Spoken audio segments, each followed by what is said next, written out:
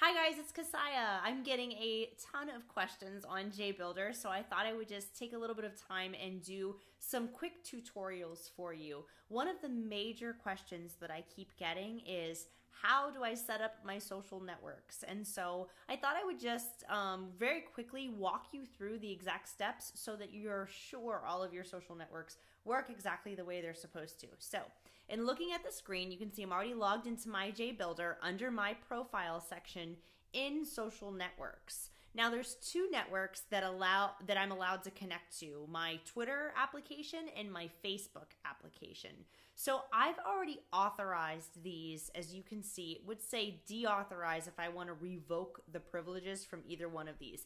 This allows me to use the auto post feature and share different material directly onto my Twitter or Facebook page. We can test these to make sure that they're working by hitting send test post and send test tweet.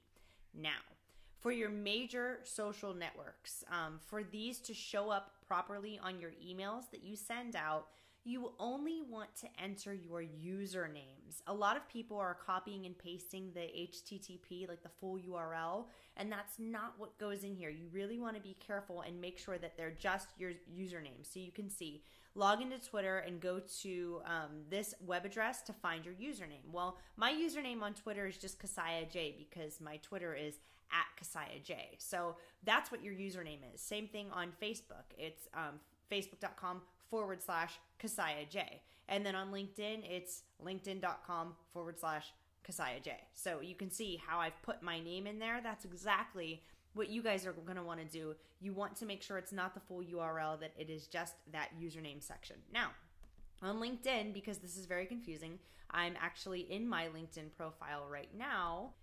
And right here is where you'll be able to access your web address. So that would be linkedin.com/in. Just your username is going to be / whatever that is. So mine, as you can see, is Kasaya J.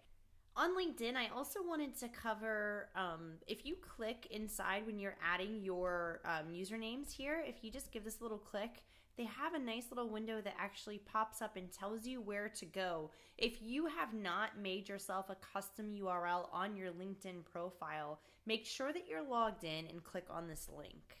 This is going to bring you to an edit my public profile. Now, this is how you appear in search results, okay? And this is allowing you to have more control over what's happening, how you're being indexed on search engines, and how other people are finding your profile. So your profile content, you want to make sure it's visible to everyone, and then you pick and choose which features you would like to be publicized. And then down here, this is the most important part where it says customize your public profile URL. You want to make sure that you customize this and use something that's synergistic and congruent with everything else that you're using. I always recommend that you do your first and last name for everything that you do. Or if you have another name or numbers or something that you go by, that's fine too. I understand if you have a really popular name or if you just can't get that URL. I know that you have to do a little bit of a workaround, but definitely try to stick as close to your name as possible just to keep it really, really professional.